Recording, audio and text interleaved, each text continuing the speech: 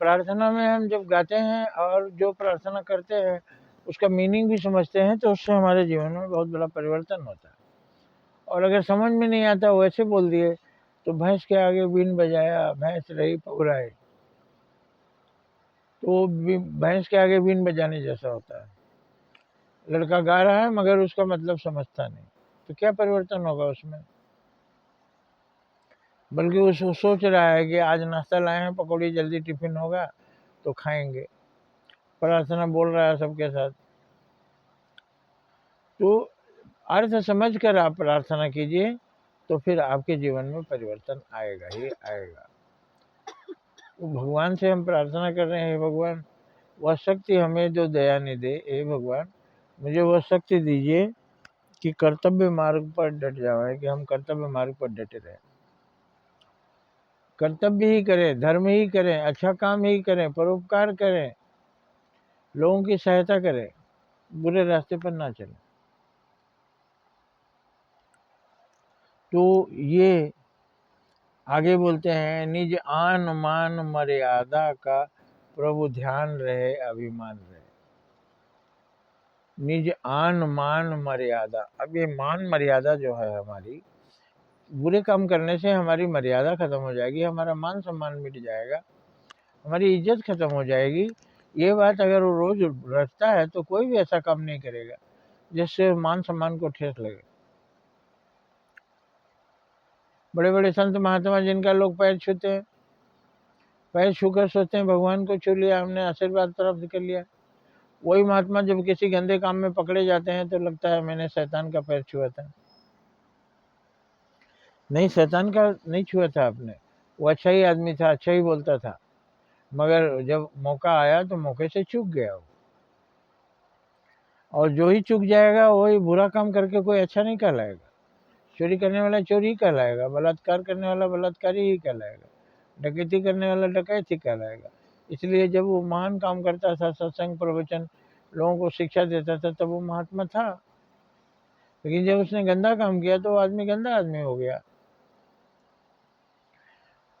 उसी समय उनको सोचना चाहिए था, निज आन मान मर्यादा का प्रभु ध्यान रहे अभिमान रहे। हमें अपने मान मर्यादा का अभिमान भी होना चाहिए कि मैं अच्छा हूँ, अच्छा ही बना रहूं, मैं अच्छा हूँ इसलिए मुझे सम्मान मिलता है, मैं अच्छा हूँ इसलिए लोग मुझे प्रणाम करते हैं।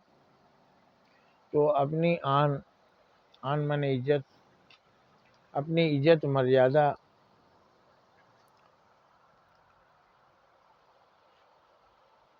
का हमको ध्यान रहे, वो मिटने न पाए, उस पर अभिमान भी रहे, हमें सदा उसका ध्यान रहे कि हमको हमारी इज्जत नहीं जाए। बोलते हैं कि धन गया तो कुछ गया, स्वास्थ्य, धन गया तो कुछ नहीं गया, फिर मिल जाएगा। स्वास्थ्य गया तो कुछ गया, क्योंकि स्वास्थ्य भी असली धन है। और अगर इज्जत गई तो सब कुछ चला गया। फिर आप लोगों को पर थूकेंगे, लोग आप पर थूकेंगे, आपको असम्मानजनक भाषा बोलेंगे। हम कहते हैं कि रावण सीता को हरण करके ले गया और राम जी वहां से लड़कर उसको छुड़ा कर लाए। तो राम जी को लाए बोले और रावण को ले गया, जबकि वो महापंडित था। असम्मान की भाषा बोलते हैं, क्योंकि उसने असम्मान का कार्य किया। रावण मारा गया, श्री रामचंद्र जी ने